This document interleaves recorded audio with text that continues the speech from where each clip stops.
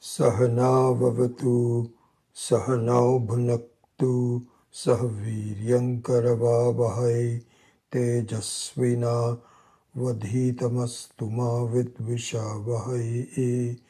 Om Shanti Shanti Shanti. Om Vishwam Darpana Dishyamana Nagari Tulyam Nijantargatam Pashyanat Manimayaya Bahirivodbhutam Yatha Nidraya Yat Sakshat Kurute Prabodha Samaye Swatmanam Evadvayam Tasmai Shri Guru Murtaye Namahitam Shri Dakshina Murtaye.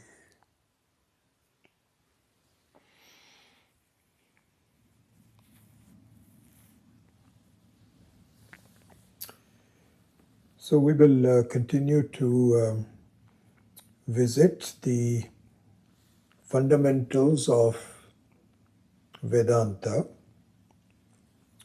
with a view to understand what is it saying about you and I,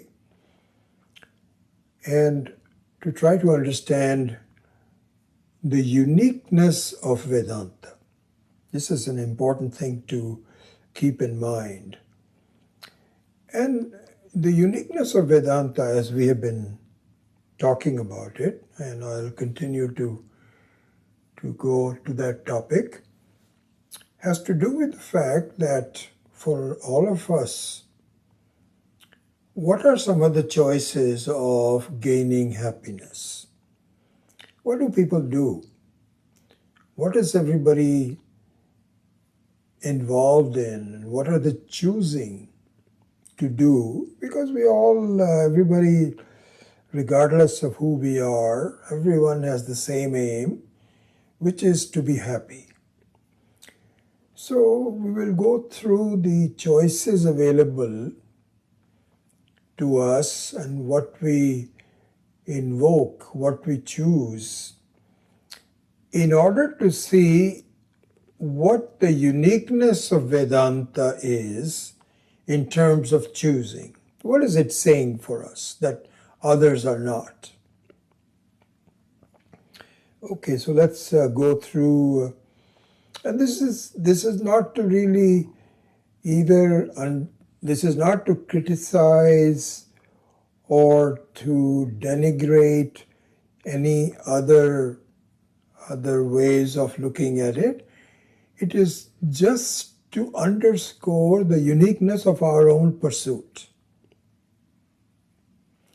And it will become a little clearer if we have a kind of, you know how you have a photograph, and these days the iPhones and the cell phones are very good at it.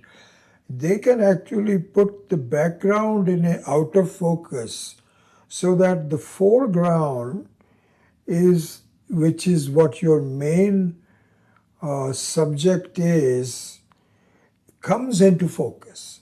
So this contrast becomes an important aspect. This is what we are going to be doing. Let us look at the contrast of what everything else is involved in and what Vedanta is. Okay, so we'll just focus on that a little bit today. All right, what are the choices available to us? The most prevalent, taken by 99% of the people in this universe, and this is classified in the spiritual literature as Charvakaha. Charvakaha is an epitome for people that say, just enjoy life. Just enjoy life because we have a limited time.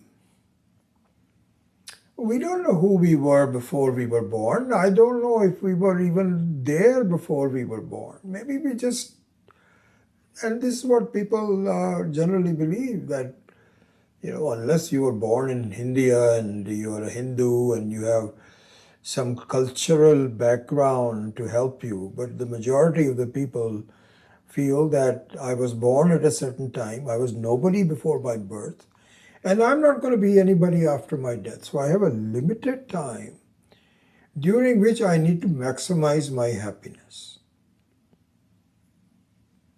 Okay? So this is what the Charvaka view is. And what that means is, live happily, don't worry about, and God doesn't enter into the picture. Who has seen God? We don't know who the Creator is, and I'm curious to see how this whole thing came about, but it doesn't really matter because I have a limited life and I don't know what will happen to me after I'm dead. So just enjoy life. And so implications of this life is that conduct detrimental to dharma can arise. People feel, it is a competition. I have to just look out for myself. And if I have to cut corners, so be it. Everybody else does it. So what? All my objective is I should not be caught, and just enjoy. Okay, so this is the one view. And there are methods of enjoying. We all know what they are. So that's what the artha, kama and dharma is. Less of dharma, more of artha, kama, of just music and fun, food, security, enjoyment, going on cruises, etc., etc. This is what the Charvaka view is. This is number one.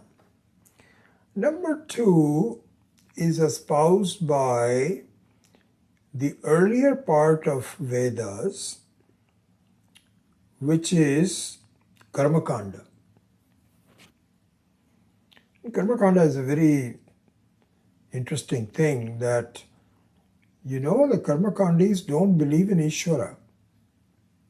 They'll say, no, there is no Ishvara. In fact, the law of karma is the final word. You are what you are because of your previous karma, and what you will be as a combination of previous and today's karma. And all you have to do is to make sure that you follow what has been prescribed by the Vedas, which is the word of God, and that you just have to follow the karmas, which includes all the pujas, the yajnas, etc., etc. And what will happen is, yes, you will now go to a next life, which will be, you will be rewarded for your dedication and your loyalty, and you will have a better life. And then there is more and more of Swargalokas.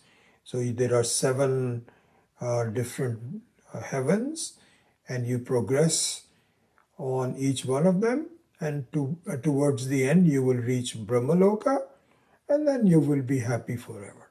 So this is what the Karmakandis say. Okay. Number 3 is what is called Sankhya. So the Sankhya say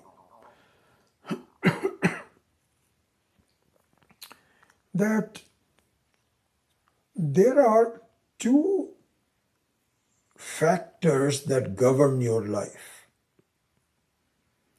One is called Prakriti, also called nature, and the other one is Purusha, the person, the conscious person. And Prakriti spoils the Purusha by its laws. Spoils in the sense that you become unhappy because you do not have an equilibrium between rajas, tamas and sattva, which is the karya, which is the result of all the prakriti. So the prakriti means the very natural laws that if they are not in, if they are in dissonance, then they trouble the Purusha. And so the best thing to do is to see that Prakriti cannot really touch you. You think it touches you, just like the Vedantins say, so that we have some common things there. But in the end, what happens is that and so people can ask, when did the Prakriti start? Well, the Prakriti is started by its own. It has its own origin, its own future. You don't worry about that. It is what it is. You need to make sure that you are not affected by it. You are a Purusha and just do the meditation and just absolve yourself from the Prakriti and you'll be okay. And for this you don't need any Ishvara. This is all in your hands. You can do it on your own. And so this is the basic message of this is what is called Nirishvara Sankhya. Nirishvara Sankhya means that one which does not involve the Ishvara, which doesn't need Ishvara. This is a very natural order. You have all the Prakriti, all the natural tendencies, and all you have to do. So the sadhana, the system, the methodology is that you absolve yourself from the Prakriti. So then the question is, okay, then there are two entities, Purusha and Prakriti. They say yes, there are two entities.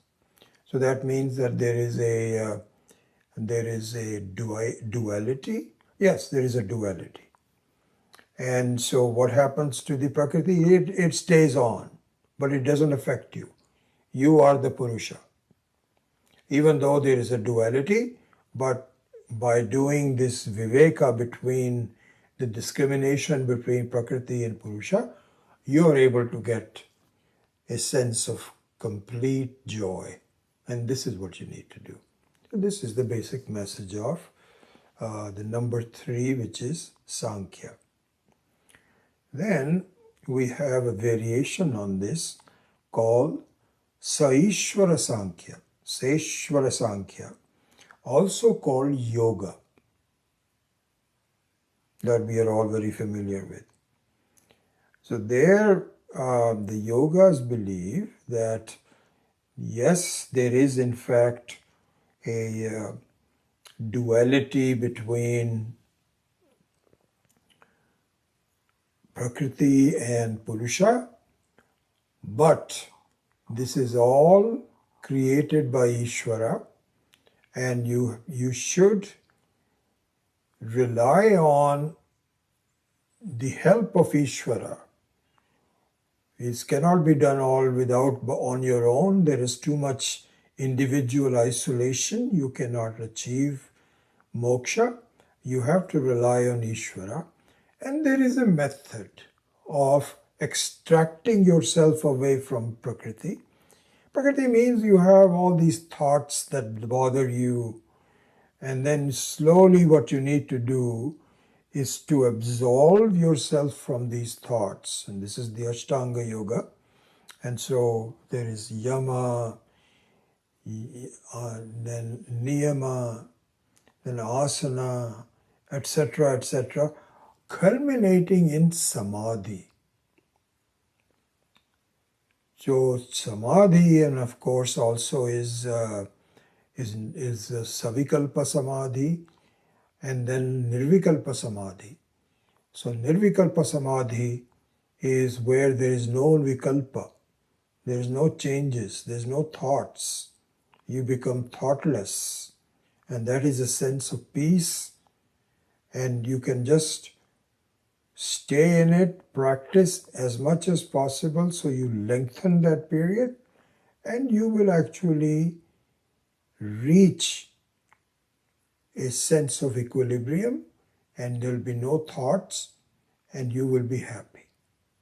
You will be just be thinking about the Atma, and you will be happy. Okay. All right, so this is a method number 4, which is called yoga. And so it starts with Hatha Yoga, then it goes into more subtle mental forms of yoga, as many of you are aware of it. And eventually the idea is that you reach a sense of nirvikalpa samadhi, and that is really your moksha. So this is yoga. Then we have a class of methods of sadhana, of systems. These are all systems. And I'll make a comment on the word system in the end. So, systems means these are systematic way of reaching Ananda, which require practice, abhyasa. It requires someone to follow, so the instructions are clear, commitment on your part, all those kinds of things we are aware of. We know. And that's what it does. So you have to follow certain practices. You have to do something. Because you're not happy as you are now, but if you wanted to go from place A to place B where you're happy, you have to follow certain sadhanas. And this is well proven. A lot of people have done it. And so you also do this. Okay? Then comes the next set, which is called upasana. Upasana means not only karma, but also prayers. These are all faith-based systems that require both physical discipline as well as a prayerful attitude towards a version of God. And I say version of God because this is where now the most popular modern systems of spiritual discipline come about: Christianity, Judaism, and the Muslim religion. So there what it involves is that you have to have faith in someone, in the case of Christianity, Christ, and in the case of Mohammedans, you have Muhammad, etc. You have to have faith, and you have to do a lot of prayers. You have to attend the church regularly. And it's not just, and of course there is also physicality involved. You have to be very good to the society. You have to help others, not be very egotistical. All of that is there to calm your mind down. But then you believe in some higher power, whatever that happens to be, it's according to your faith, who will make your current rest of the life happier. But more importantly, when this body falls in this life, will take you to a place, if you have been very sincere, which is amazing, in which you don't have to really worry about any kind of a problem. This is called heaven. So you will reach heaven. And if you don't do it, you're in sad shape. So this is what you need to do. And then we also have the upasakas, the prayerful versions even in Hinduism. And the version of the upasana and the upasaka, the methodology, the system of the upasana is that you can also choose any of the devatas that appeals to you, Vishnu, Shiva, Ganesha, etc., etc. That's up to you, whatever appeals to you, whatever your upbringing is. But the methodology of the upasana is similar to Christianity and Muslim religion, that you just pray at the feet of your devata and just do prayers as much as possible, and just don't worry about the rest of the world. Do good to others. It's not saying don't worry about your karmas. Of course, worry about your karmas. Do the good karmas. But the primary emphasis is on prayers. So this is what is called upasana. And there are upasanas given in the Vedas also, which is mental karmas. So the Vedas can be divided into three parts in that manner: Karma Kanda, Upasana Kanda, and Jnana Kanda. And the Upasana Kanda and the Karma Kanda differ because one is physical effort, the other one is mental effort, and a combination of those. And your rewards will depend upon how well you are doing it, how deeply you are involved with it, etc., etc. We don't believe in any permanent heaven or permanent hell. That's, in our view, not very logical, because all the karmas have, karma means a limited effort. How can you have infinite results from a limited effort? Limited effort can only give you limited results. And you can never do unlimited effort. So the question of going to a permanent heaven or a permanent hell does not arise.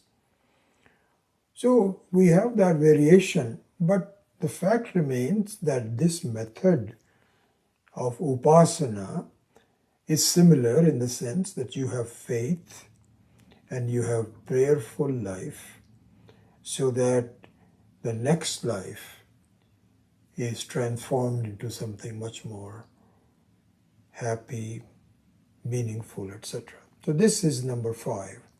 So we have now, if you're just doing that, it's Charvakas, Karmakanda, Nirishwara Sankhya, Seshwara Sankhya, Yoga, and Upasana.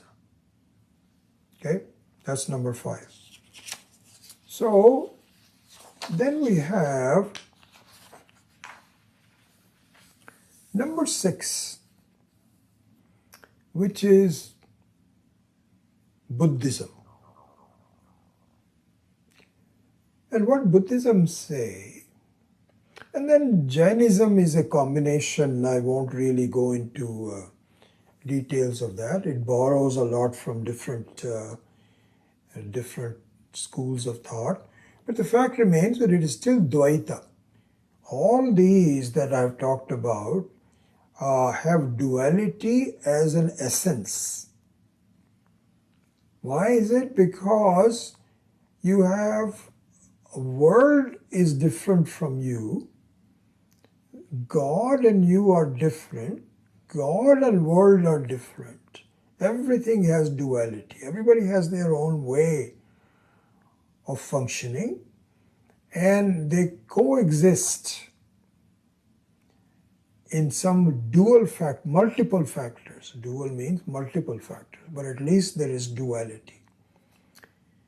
So this is all these. Number 6 is Buddhism. So Jainism is a combination, but that is also dual, just like others. Buddhism. Buddhism says, no, you got it wrong. Everything is momentary. It's like a flicker. And they give a very good example that just like you have a film projected on a screen, and the film that is projected is not continuous. Not continuous. I remember when I was, 10 years old, so my uncle got a machine of projecting film. And what an experience it was really for a 10-year-old to get this. So he borrowed this machine. It was not his own. He had just borrowed it from a friend. And he brought it home and he showed it to us. How much fun we had with that. So he would thread the film on this reel. And then, so one is the reel where the original film is, then the receiving reel, and he threads it, and then he has to use a screen, a fixed screen. So we didn't have any screen, so we just got a light-colored wall, and we will just project it on the wall. And then there is this light source and a machine that would thread the film. So now, I remember him saying this, he's showing it, not saying, but showing it to us, that each frame is slightly different from the other. So supposing you want to say a person moving the hands from here to there, what will happen is there will be one frame which will be here, next frame will be here, next frame will be here. So it'll be all jerky, like this. And we used to play the film in a very slow motion. The fun part was we would play it backwards. Oh my God, I can't believe what a thrill it was for a 10-year-old like me. Because what will happen is that there would be a plate which will be broken because it falls down on a table, on a floor. But if you play it backwards, you get all these pieces of the plate coming together. And that was so much fun. Anyway, this is the analogy.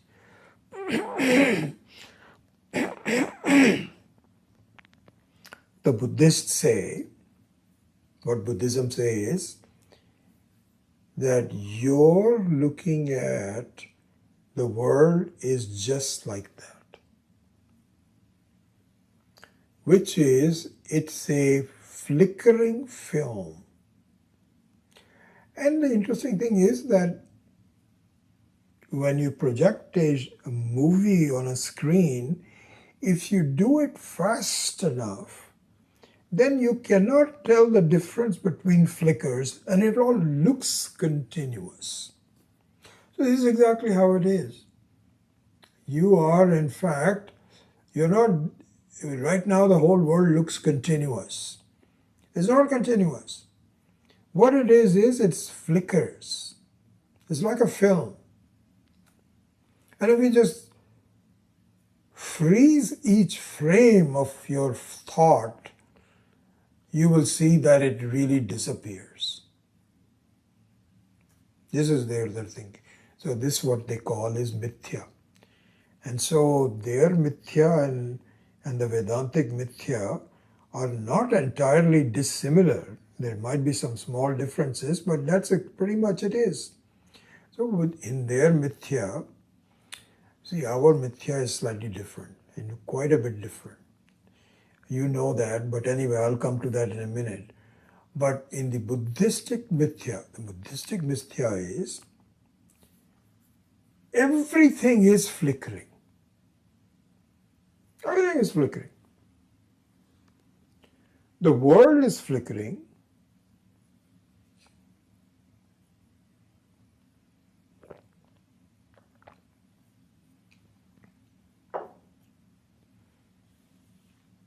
And the knower of the world is also flickering.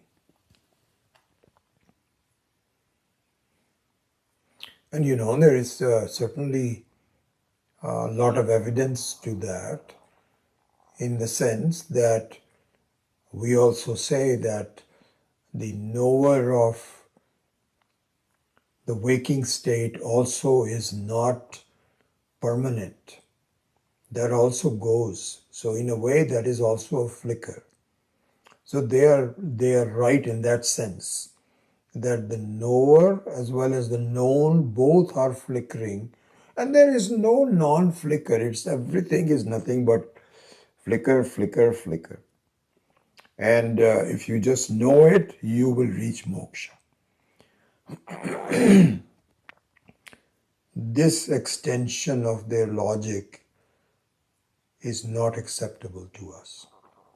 How can if you just everything is flicker, flicker, flicker, flicker, flicker, by knowing that, how are you going to reach moksha? And you also feel that I'm also a flicker. I'm also mithya. I also I'm not solid. I'm not a real thing. Isn't it? They'll say, yeah, you're also not real. Stop feeling that you are real. Everything else is real, and you are also part of the world. You're also looking at your body, aren't you? We say, yeah, that's true. I am looking at my body. How is that body different from the world? So the world is a flicker. Your body is also flickering. Your mind is also flickering. Everything is flickering. This is the Buddhistic view. So before we describe the Vedantic uniqueness of Vedanta, and it leads to the same thing. Our definition of mithya is basically different.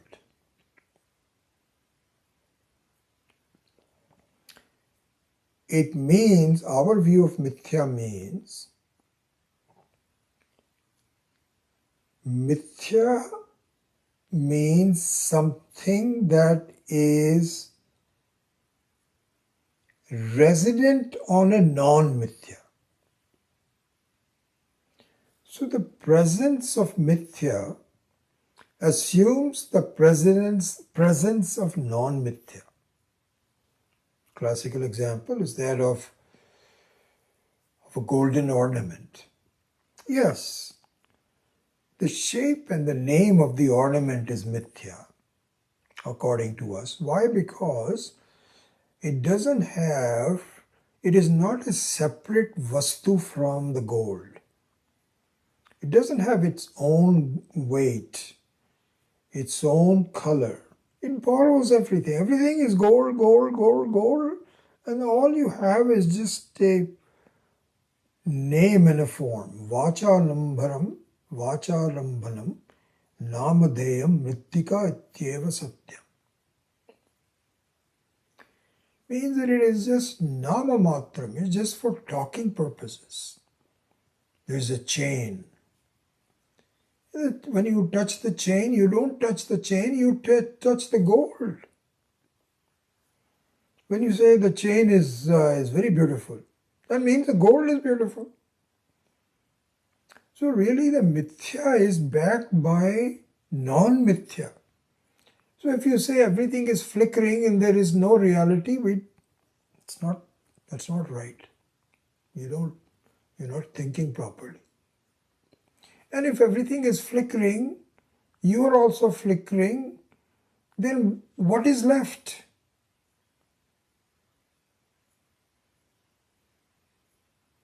And there is a saying, Adi Shankara says this actually, and I read this in Sanskrit.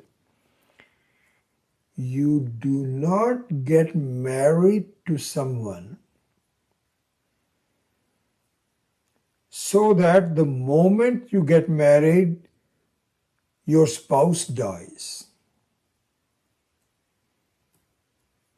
That is ridiculous. You don't go through marriage for someone to disappear. You get married so that there is more stability than you had before. So when you say about mithya and mithya, they'll say the mithya of Vedantins and the mithya of Buddhists is the same. No. We are not mithyavadinaha. We are not mithyavadis. We are not, they say these guys are mithyavadi, this everything is mithya. In fact, we say the same thing about Buddhism. They say everything is mithya, everything. We don't say everything is mithya. Behind every mithya there is satyam, which is you.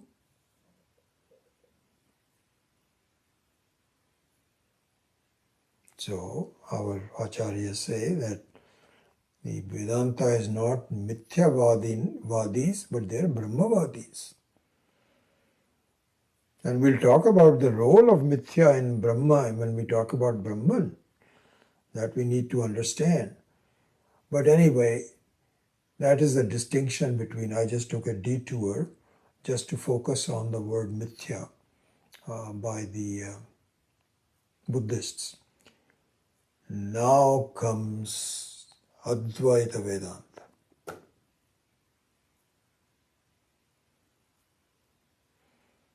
So up to now, all 6 of them, as we saw, starting with Charvakahas and ending with Buddhism. So there, what is common between them is 2 things. One is Dvaita is involved throughout their thesis. Dvaita. Dvaita means there is always difference between sadhaka and sadhya. Sadhaka means the one who wants to reach some place. Sadhya means the place for reaching. And then you have sadhana. That means how the sadhaka can reach sadhya, by what method, is called sadhana. So this is common between all of them. They have differences, as we have seen before. Nirishwara, Seshwara, etc. Karma, non-karma, Upasaka. You have Buddhist view, all of those. But what is common between all of them is that they are all Dvaitins. Number one. And the other one is that there is some sadhana involved. There is some methodology involved. There is a system involved. You have to follow a system. That is what I remember this so well. Swami Dayanandji, when we were in PRC, in the very beginning when he was explaining Vedanta, and it was not very complete or clear to us, but we were taking notes and listening to him, every word. I remember that so well. He would say, Vedanta is not a system. And I used to wonder, how can he say that? Because Vedanta is actually trying to tell me something. And it's not a random occurrence. There is, in fact, some structure. There's a methodology. So how is it not a system? And it's very possible, likely even, that we might have even asked him that question in satsang. And he might have explained it to us, but we still did not get it. That really happens later on when you become very conversant with exactly what Vedanta is. And this is what I'm trying to explain to you. Vedanta is not a system. And we'll talk in more detail about this. You can make a mental note of it. If it is not a system, then why are you telling me this? Don't you have a system to communicate? You can ask yourself, me. It is not a system because there is no duality involved. A system is relevant, it is applicable only if there is a separation between the seeker and the sought. Apraptasya prapti. Then you can develop all the sadhanas, systems, methodologies, structure, advice, or whatever it is. But if it is non-duality as the end point, it's like saying you are is not a sadhya purusha, but what is called a siddha purusha. Atma is a siddha purusha, not a sadhya purusha. It is not something to be achieved. It is already achieved. You are. Here there is no separation between sadhaka and sadhya because both of them are already siddha. But I don't feel siddha. Aha! That is a different topic altogether. Different. So please understand, Vedanta, Vedanta means Advaita Vedanta. There is no Dvaita Vedanta.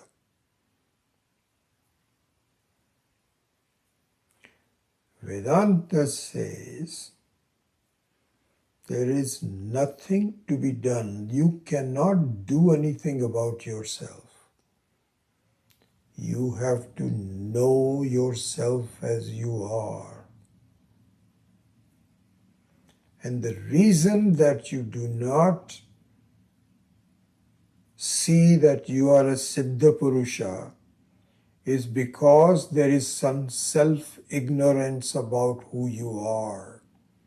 There is nothing to be achieved. You are already achieved but not recognized. This is what we've been saying, consistently saying. This is what praptasya prapti means. So we need to really see this very clearly. We need to see this because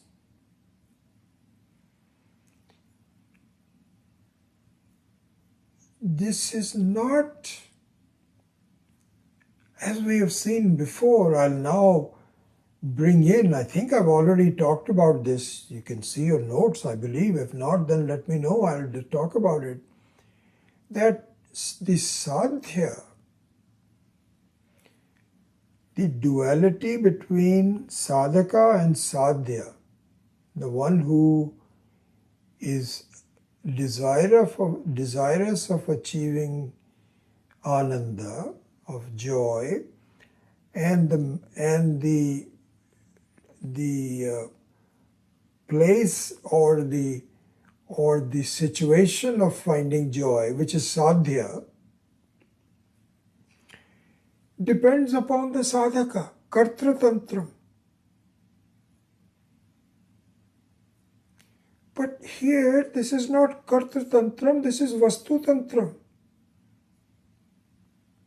It does not depend upon how you do it, what you do it, why you do it. Nothing. The doing is not involved in this at all. It is to know exactly what you are. This is a very interesting thing. And we have seen this through the example of the 10th man story, that it is possible for you to be someone who is complete but is confused about it. That is a possibility. That is the only thing which Advaita Vedanta admits. Is there a methodology? No. There is no structure involved. It's not as though, that the ignorance is a huge mountain and you have to climb it systematically. No, there's no such thing as that. We can't even define ignorance.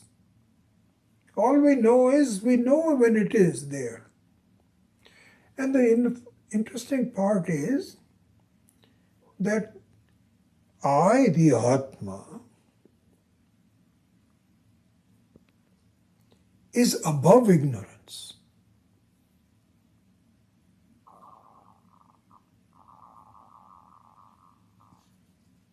So this is what is called beyond. Remember I was telling you, Swami Dayanand used to say there was a Swami whose name was Beyondananda. So this is what's transcendental meditation. I think so. I haven't really understood, or I have not tried to even look at transcendental meditation. But the Atma transcends ignorance. If it didn't, then ignorance will become real. I am also real. There will be two real things. Most interestingly, the ignorance actually appears to be part of you, but it isn't. And that we have seen the very simple example of this. We can talk about this in kind of like conceptual terms, but just look at the practicality of it. How? Imagine a language that you don't know, whatever it is.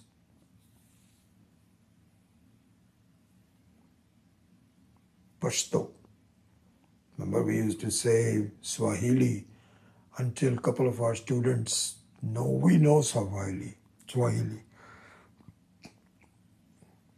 Just take Pashto. So we can ask you, hey, do you know English? And you say, yeah, I know English. Do you know Pashto? No, I don't know Pashto. You don't know Pashto? No. Sure? Yeah. Totally. How do you know you don't know Pashto? Well, that's a very strange question. I know that I don't know Pashto. So just look at the implication of this. Do you know life will not function? I could not function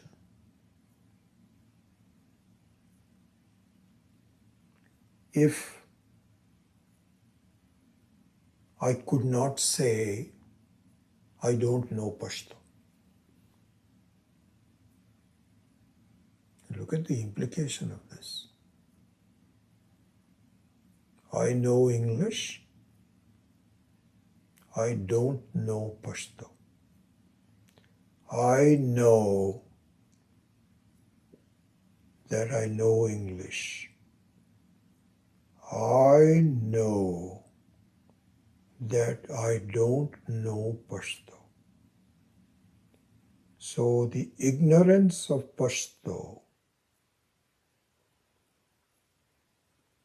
is known to me.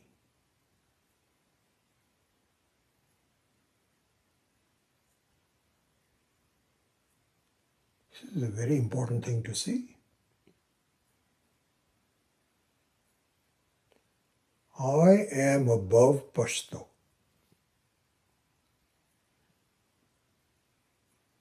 I can study it and I can tell then I know Pashto, or I don't have to study it and I remain ignorant of Pashto. I'm ignorant and I'm knowledgeable, but in both cases, I know. I am. I know. Just look at the beauty of it.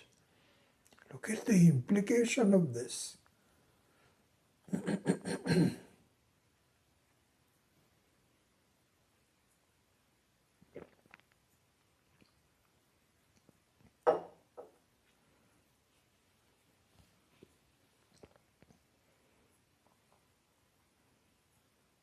Enormous implication.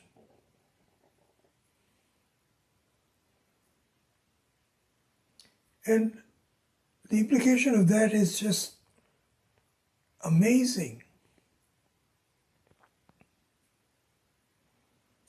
There may be differences in what you know. See? There are differences, there may be differences in what you know or don't know, but not in the fact that you are the knower of what you know and what you don't know. Not in the knower.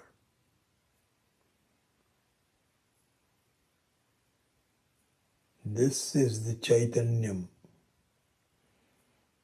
This is the conscious person. Jnanam. Pure Jnanam. I know. My nature is Aham Jnanam.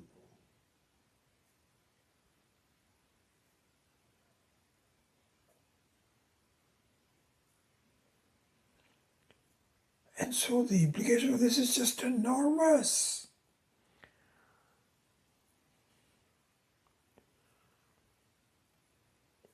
And ignorance is also lighted up by jnanam.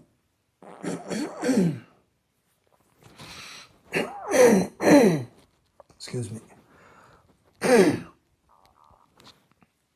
Ignorance is also, and so not just one ignorance of Pashto, but you have millions of things that you don't know. So this is what is called Bheda. Bheda means differences. And so Pashto has some sounds. It must have a script. I was just listening to a podcast just today, and I mean, I know this by now. In India, there are 22 official languages and an estimated several thousand dialects, each with its unique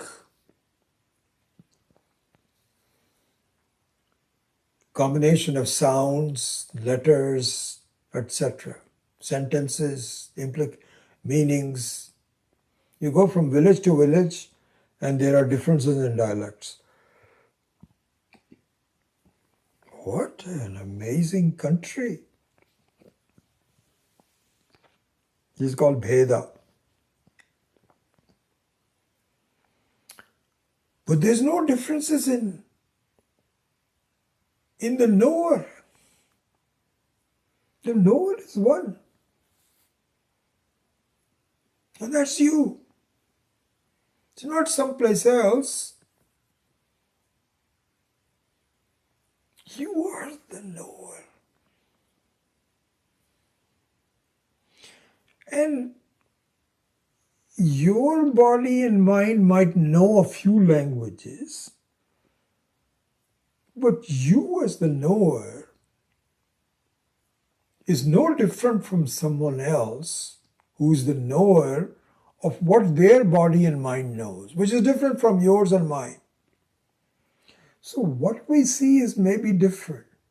Bhedas are all different. But Abheda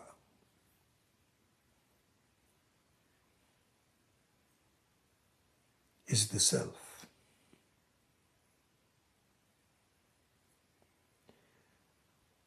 And now going back to the uniqueness of Vedanta,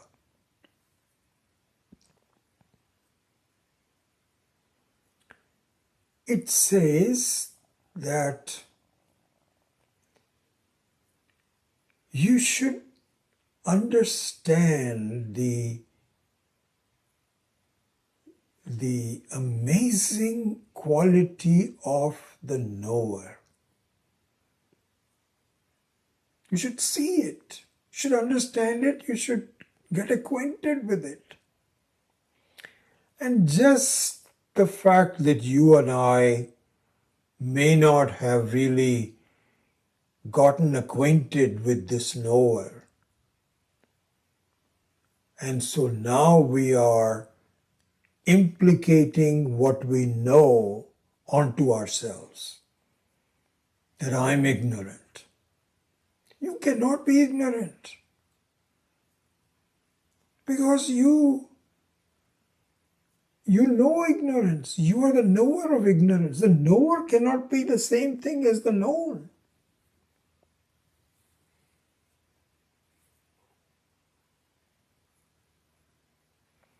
So this knower,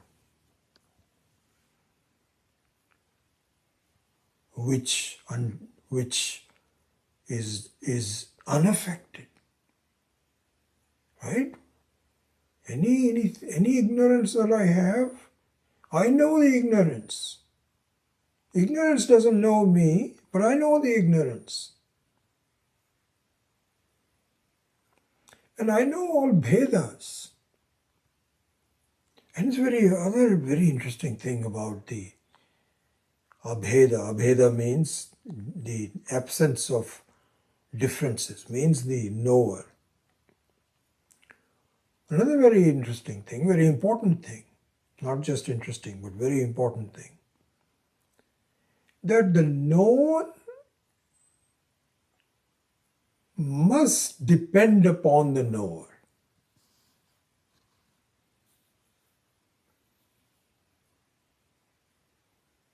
See?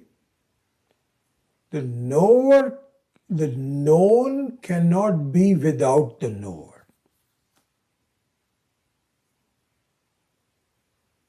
Cannot be. Only when it is observed does it come to light.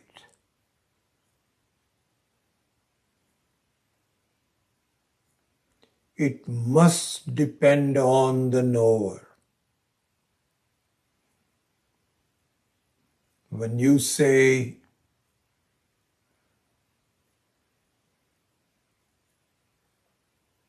Pashto, the absence of knowledge of Pashto, it has to be lighted up by me, the pure knowledge.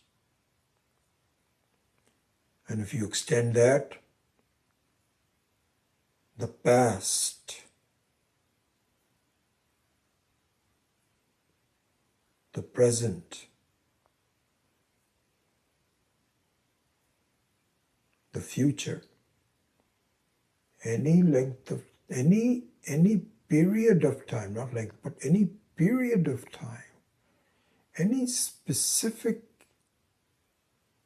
state of time has to be lighted up by you. There is no past without you.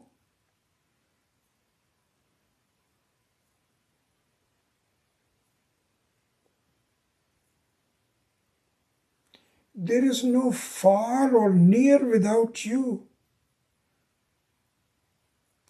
So these are all Bhedas.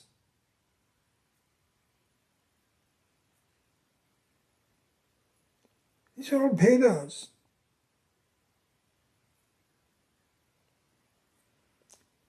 But they depend on you.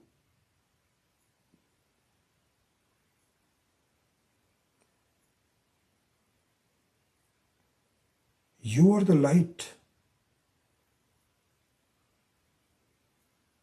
that is lighting them up. Without your light, there is no past, no future, no present.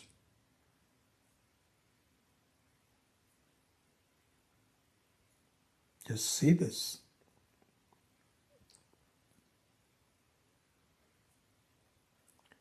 You know, this analysis leads to the fact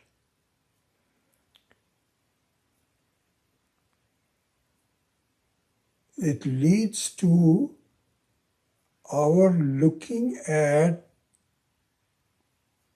our lives of how it is unfolding. See, just look at this. So to understand the unfolding of our life in front of us, imagine how a movie is projected.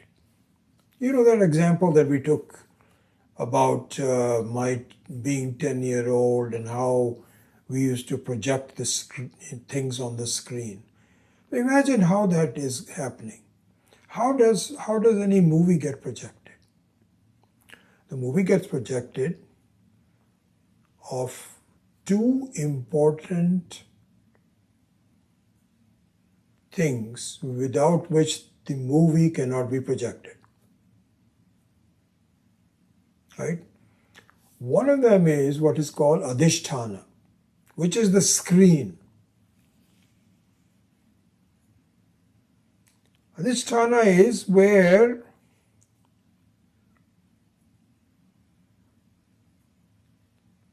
the scene arises and disappears. Right? The screen is one where the projection takes place. Before the projection, there was nothing.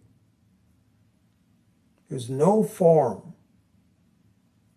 And even when the projection is taking place, the screen still has no form. The projection on the screen is simply a play of light.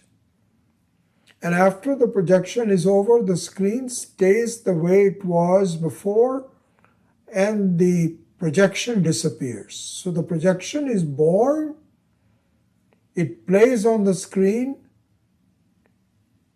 and then it is gone. Screen remains the same. But the screen is important for the projection to take place. You cannot project it out into sky unless there's clouds. In which case, if you have these searchlights, very strong lights, they can be projected onto the clouds, but not to ether. So there has to be a screen. Number one. It's called adhisthana. And the other thing that you need for A movie is a steady light.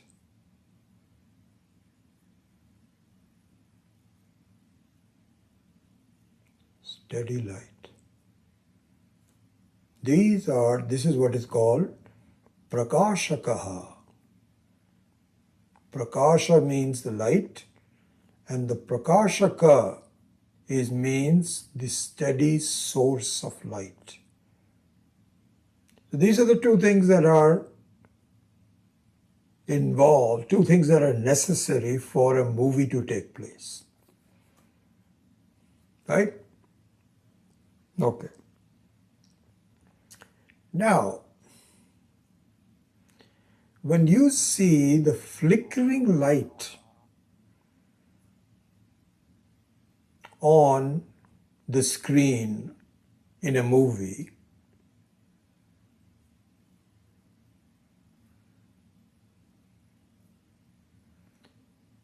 what is the source of that flickering light?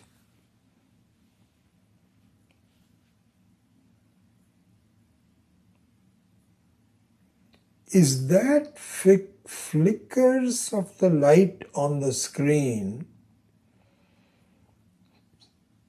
have a source separate from, the projected light of the projection? No.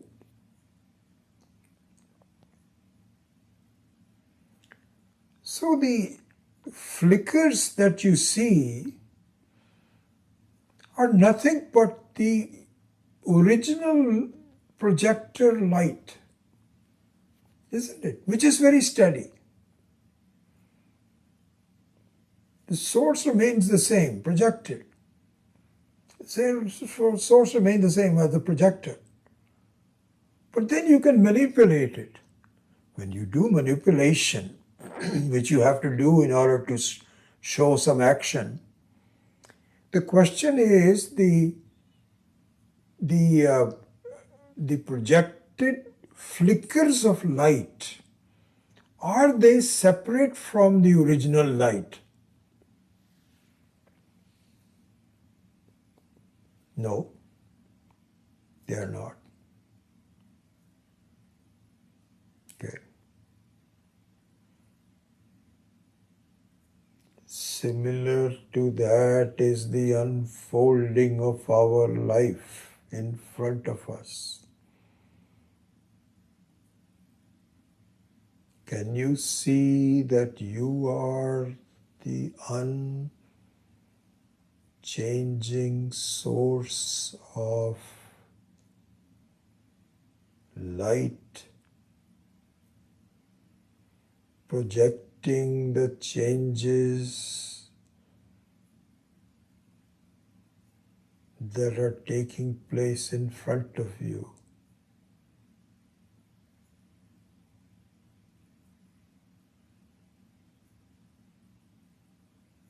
No. So the flickers of thoughts, the flickers of forms,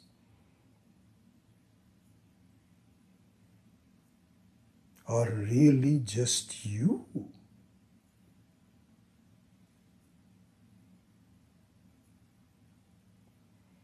There cannot be a separate light projecting the unfolding drama of your life other than you.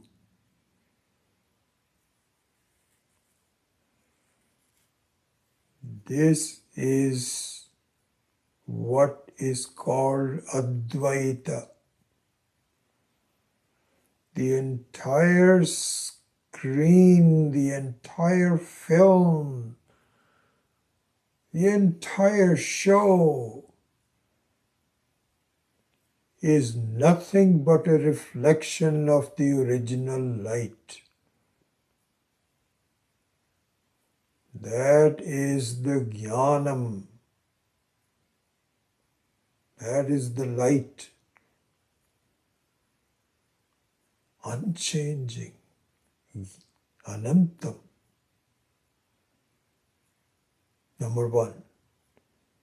Number two, the unfolding scene,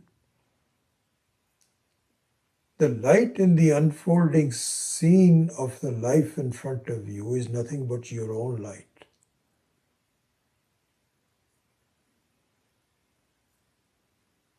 And number three, the images that you see in your life unfolding in front of you depend on you. They cannot be unless you are there. That's who you are.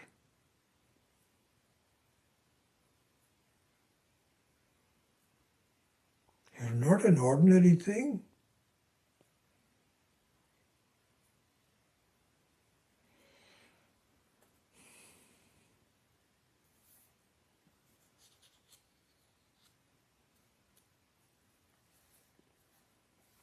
Okay, we'll continue that in the next class. Om Asato Ma Satkamaya Tamaso Ma Jyotirgamaya Mrityorma Amritangamaya Om Purnamadav Purnamidam Purnat Purnamudachyate Purnasya Purnamadaya Purnameva Vashishyate. Om Shanti Shanti Shanti. Harihi Om. Shri Gurubhyo Namaha. Harihi Om.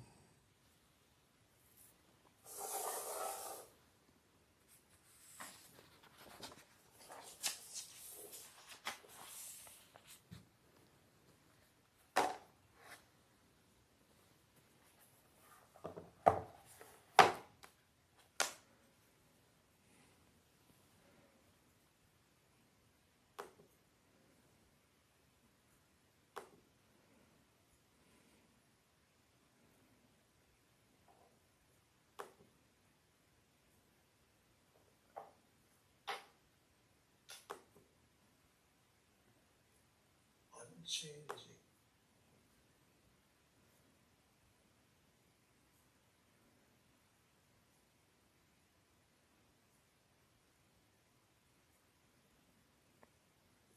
Mahashivratri to everybody also.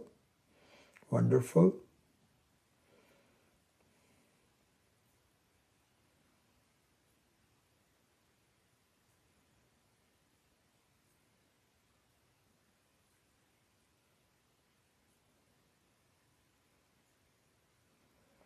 Yes, Surendra, yes. Arya Samaj is basically Karmakanda. Yeah.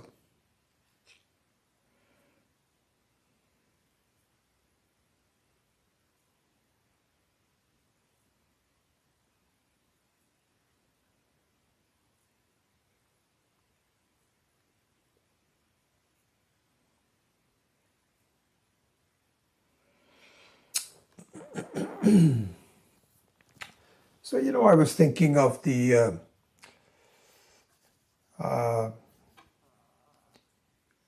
Tuesday night class as we go forward. Couple of things. One is that what I wanted to do as the objective was to give you the key tenets of Vedanta. As you know, I've been consistently talking about that. So slowly getting more advanced, but still limited in the sense that there is a set of tenets and concepts that one must know before you can get a complete understanding of what Vedanta is, and that's what we are doing. We're looking at different things, and there's not a fixed text for this. I just want to, from my perspective, go over what I think are some of the important characteristics. And in that sense, I think we have a limited life of this. So I think that I'll continue to teach until I feel that I have kind of covered most of the concepts that I think are important, and then we will wind it up. So I'm not sure when that will be, but I'm already seeing that a lot of the people are not watching this very much. So that gives me an impetus to wind it up sooner than later. But I haven't made up my mind as to when that would be. And then we will wind up this topic of vision and promise of Vedanta. So anyway, if you have any thoughts, please let me know. But that's what I'm thinking at the moment. Okay, so we will see you next week. All right, Hari Om.